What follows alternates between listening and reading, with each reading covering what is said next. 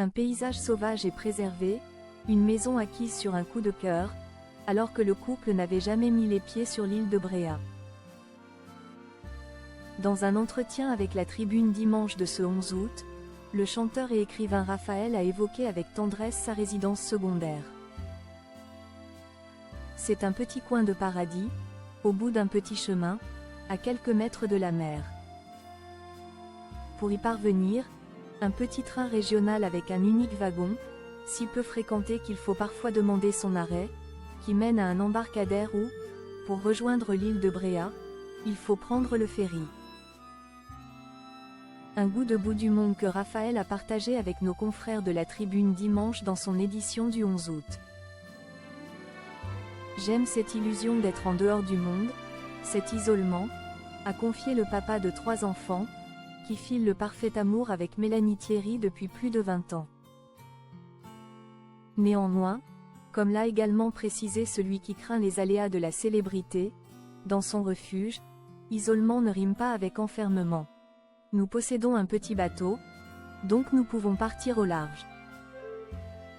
Par opposition à son quotidien trépidant, où Raphaël doit jongler, avec les horaires de chacun, sur son île bien-aimée, l'époux comblé peut prendre le temps de profiter de la vie et de laisser venir les choses, une quiétude particulièrement propice à la création. Ici, les étés sont longs. Il règne une douce lenteur propice à l'écriture. J'ai du temps, plusieurs semaines devant moi pour laisser les choses se dérouler, s'assembler. Des journées hors du temps qui sont l'occasion d'adopter un autre rythme de vie.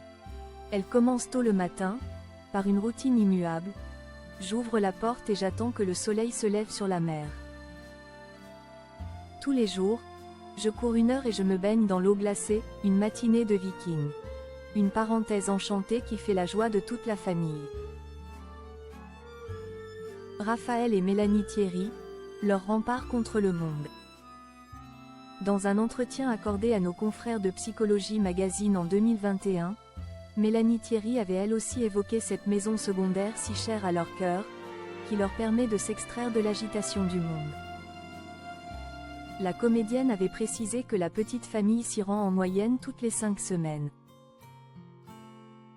Si son compagnon y trouve une source d'inspiration intarissable pour sa musique et ses écrits, la maman de Roman et Alyosha, qui a donné naissance à son 3e enfant au printemps,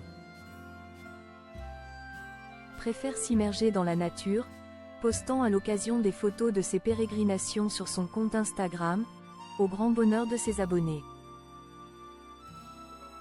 Comme la discrète jeune femme l'a également confié, pour elle, son refuge breton est comme une invitation perpétuelle au voyage.